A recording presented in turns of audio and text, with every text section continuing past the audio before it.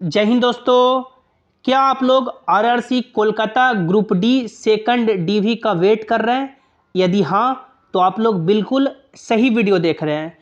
इस वीडियो में हम लोग बात करने वाले हैं कि जहां पर सभी दूसरे जोन ने 5 से 6 डीवी लिस्ट निकाल करके उन सभी को ज्वाइन भी करा दिया, वही ईस्टर्न रेलवे कोलकाता अपनी सेकंड डीवी लिस्ट तक क्यों नहीं जारी कर पाई है अभी तक। अभी भी हजारों ऐसे कैंडिडेट हैं जो सेकंड डीवी का वेट कर रहे हैं।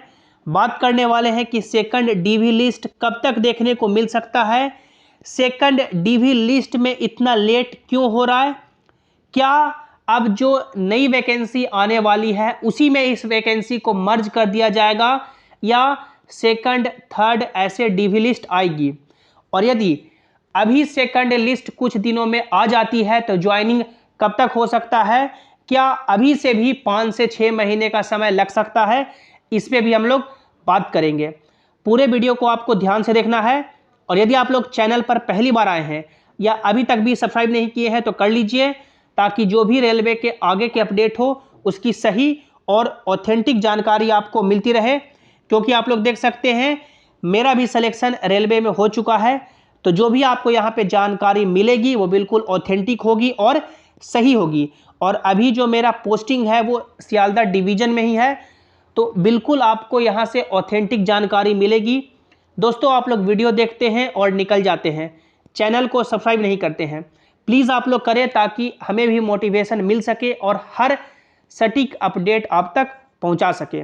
यदि अभी आप लोग आरआरसी कोलकाता के ऑफिशियल वेबसाइट पे आएंगे तो कुछ आपको इस तरह का इंटरफेस दिखाई देगा, जिसमें आप लोग नोटिस बोर्ड में देख सकते हैं आरआरसी CN 01 2019 के रिगार्डिंग कुछ भी लेटेस्ट अपडेट इन दिनों अभी जारी नहीं किया गया है। लगभग दूसरे जोन से कंपेयर करेंगे तो लगभग सभी जोन ने मिनिमम कम से कम तो 2 डीवी लिस्ट जारी किया ही है। बहुत सारे ऐसे जोन हैं जिनका 6-6 डीवी लिस्ट तक आ चुका है। वही ईस्टर्न रेलवे कोलकाता की बात करें तो अभी तक इन्होंने सेकंड डीवी लिस्ट तक नहीं जारी किया। तो ऐसा क्या हो गया कि इतना लेट हो रहा है और सेकंड डीवी नहीं आ रहा है? तो देखिए, जिनका फर्स्ट डीवी लिस्ट में सिलेक्शन हुआ उनका ज्वाइनिंग लगभग अब कंप्लीट हुआ है, यानी मान सकते हैं दिसंबर 2023 में ख़त्म हुआ है।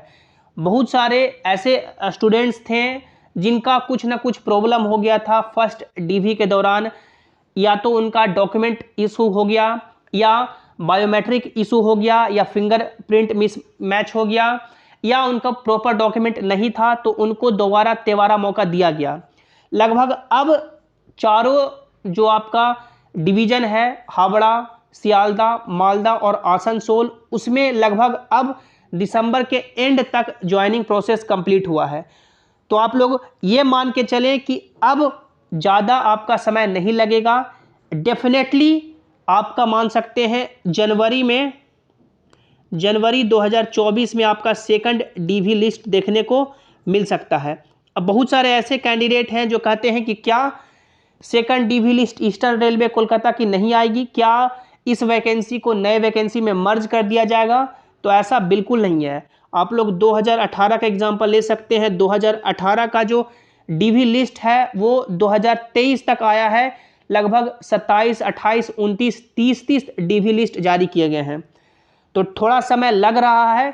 आप लोगों ने देखा होगा कि जिनका फर्स्ट डीवी लिस्ट में नाम आया था उनका पैनल आने में, डिवीज़न आने में, ज्वाइनिंग होने में कितना समय लग गया था, कितना प्रोटेस्ट हुआ था। उस प्रोटेस्ट में आप लोगों ने देखा होगा कि बहुत सारे कैंडिडेट गए और लगातार 3 से 4, 5 बार जाना पड़ा अपने अपने, मान सकते हैं सबसे पहले वो तो हेडक्वार्टर जाते थे पैनल जारी करने के लिए, उसके बाद डिवीज़न जारी करने के लिए हेडक्वार्टर जाते थे, उसके बाद ज्वाइनिंग के लिए डिवीज़न जाते थे कि इतना समय बीत गया, क्यों नहीं ज्वाइनिंग दिया जा रहा है। तो ईस्टर्न रेलवे कोलकाता शुरू से ही स्लो बोर्ड रही है as compare to other zone, तो यहाँ पे समय लग रहा है। आप लोग ये एक्सपेक्टेशन लेके चल सकते हैं कि जनवरी में आपका सेकंड डीवी लिस्ट आ सकता है। अब यदि जनवरी 2024 में सेकंड डीवी लिस्ट आ जाती है तो आगे का क्या प्रोसेस होगा? आगे का ये प्रोसेस होगा कि एग्जांपल से कि जनवरी आपका 2024 में सेकंड डीवी लिस्ट आ गया, तो सेकंड डीवी लिस्ट में जितने भी सारे कैंडिडेट होंगे उनका एडमिट कार्ड जारी होगा डीवी के लिए। एडमिट कार्ड जारी होगा और उस एडमिट कार्ड में आपको डेट दिया रहेगा कि इस डेट को आपको आना है। एग्जाम्पल से कि यानी कि लगभग मान के चलें कि सेकंड डीवी लिस्ट जारी होने के बाद कम से कम ये आप लोग लेके चल सकते हैं कि 1 महीने के अंदर यानी 1 महीने तक आपका डॉक्यूमेंट वेरिफिकेशन ही चलेगा और मेडिकल प्रोसेस चलेगा। यानी आप लोग ये लेके चले कि पूरा फरवरी है जो आपका डॉक्यूमेंट वेरिफिकेशन और मेडिकल में जाएगा। उसके बाद आप लोग ये एक्सपेक्टेशन लेके चल सकते हैं कि मार्च महीने में आपका पैनल जारी होगा। पैनल में क्या होता है कि पैनल में आपका नाम रहता है और आपका पोस्ट बताया जाता है कि आपको कौन सा पोस्ट मिला, जैसे पॉइंट्समैन मिला या असिस्टेंट ऑपरेशन इलेक्ट्रिकल मिला, ट्रैकमैन मिला या जो भी टीआरडी मिला या जो भी पोस्ट होते हैं वो यानी कि पैनल में आपको पोस्ट मालूम चलेगा। उसके बाद पैनल जारी होने के बाद आप लोग ये आश्वस्त हो सकते हैं कि अब हमारा मेरिट लग गया है और अब हमारी मान सकते हैं ज्वाइनिंग लगभग कन्फर्म होगी। पैनल के बाद आप लोग ये लेके चलें कि जैसे मार्च में आपका पैनल जारी हुआ तो आप लोग ये लेके चल सकते हैं कि मार्च के एंड तक या अप्रैल महीने में फिर आपका डिवीज़न आपको मालूम चलेगा। यानी कि जो आपका हेडक्वार्टर है वही आपका डिवीज़न लिस्ट जारी करती है। यानी पैनल में आपको पोस्ट मालूम चलेगा, उसके बाद डिवीज़न में आपको मालूम चलेगा कि हमें कौन सा डिवीज़न दिया गया है, जैसे हावड़ा दिया गया है, मालदा दिया गया है या आसनसोल दिया गया है या सियालदा दिया गया है। अब उस डिवीज़न की रेस्पॉन्सिबिलिटी होती है कि आपको ज्वाइनिंग लेटर इशू करना। यानी डिवीज़न एग्जाम्पल से कि आपको अप्रैल महीने में मालूम चल गया तो डिवीज़न से विदिन 1 मंथ के अंदर आपका ज्वाइनिंग आ जाता है। तो आप लोग ये लेके चलें कि अप्रैल महीने में या मई महीने में आपका ज्वाइनिंग कराया जा सकता है। तो देख सकते हैं ये यानी मान सकते हैं ये जनरल प्रोसेस है। इतना समय आपका यानी कि कितना भी फास्ट करेंगे तो इतना समय आपका लगेगा ही। यदि आपका मान सकते हैं सेकंड डीवी ही लेट आता है या कुछ और हो जाता है तो ये समय और लंबा आपका खिंच जाएगा। तो ये पूरा मान सकते हैं डीवी लिस्ट आने के बाद प्रोसेस होगा। अब बात करें कि डीवी में कितना कट ऑफ जा सकता है, क्योंकि कट ऑफ का भी क्वेरी काफ़ी ज़्यादा होता है। तो आप लोग ये देख सकते हैं जो आपका फर्स्ट डीवी का कट ऑफ है कितना गया है। जनरल का आपका 75.70, ईडब्ल्यूएस का 63.84, ओबीसी का 73.02, एससी का 65.95 और एसटी का 56.95। ये आपका फर्स्ट डीवी का कट ऑफ है। लेकिन कितना कंपटीशन तगड़ा है आप लोग देख सकते हैं, कमेंट में काफ़ी सारे कैंडिडेट ने अपना बताया है। जैसे कि देख सकते हैं ये कह रहे हैं कि ईडब्ल्यूएस में 63.84 है और ईडब्ल्यूएस का कट ऑफ कितना गया देख सकते हैं। ईडब्ल्यूएस का कट ऑफ गया 63.8427, लेकिन इनका देख सकते हैं नंबर कितना है 63 भाई मेरा इतना है ईडब्ल्यूएस में से सेम इतना ही कट ऑफ गया, पर डीवी के लिए कॉल नहीं हुआ। ऐसा क्यों? देखिए इनका यानी नंबर सेम टू सेम है लेकिन डीवी के लिए कॉल यानी नहीं हुआ। ये हो सकता है कि इन्होंने अपना जो पोस्ट प्रेफरेंस दिया होगा वो पूरा यानी जो टोटल 17 पोस्ट है ये इन्होंने 17 पोस्ट नहीं दिया होगा, या इनका जो मेडिकल इनका स्टैंडर्ड है वो लो होगा। यानी कि जो रिक्वायरमेंट है जैसे कि A2 A3 तो ये यानी कि यदि इनको C1 C2 मिल गया होगा इसलिए इनको मे बी पोस्ट नहीं दिया गया।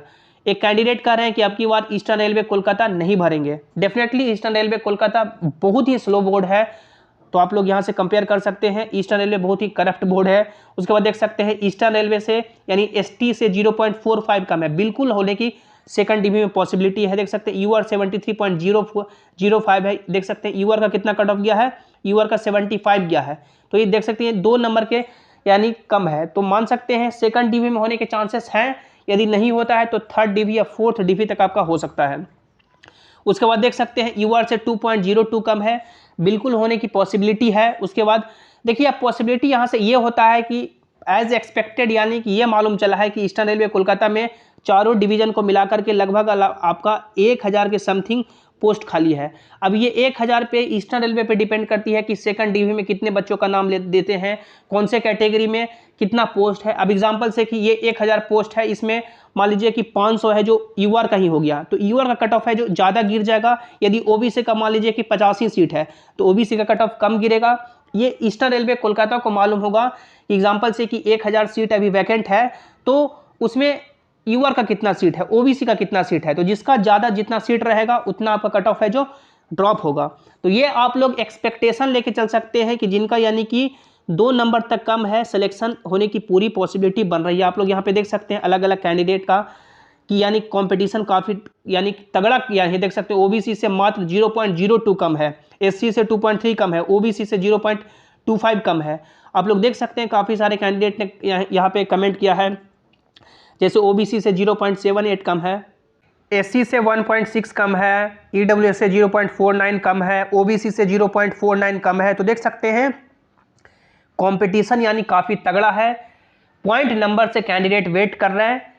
I hope eastern railway Kolkata यहाँ पे जल्द से जल्द सेकंड डीवी लिस्ट रिलीज करे। आपके पास अदर ऑप्शन जानने का ये है कि आपका जो यहाँ पे ऑफिशियल वेबसाइट पे कॉन्टैक्ट लिस्ट दिया गया है, ये जो आपको यहाँ पे मेल दिया गया है, यहाँ पे मेल पे भी आप लोग पूछ सकते हैं। यहाँ पे देख सकते हैं ये जो आपका मेल दिया गया, यहाँ पे पूछ सकते हैं, या आरआरसी कोलकाता को आप लोग आरटीआई भी लगा सकते हैं। आई होप आज का वीडियो आपको अच्छा लगा होगा, इन्फॉर्मेटिव लगा होगा। लाइक कीजिएगा, अपने दोस्तों के साथ शेयर कीजिएगा। टेलीग्राम से आप लोग ज्वाइन हो जाएं, जिसका लिंक आपको नीचे डिस्क्रिप्शन में दे दिया गया है।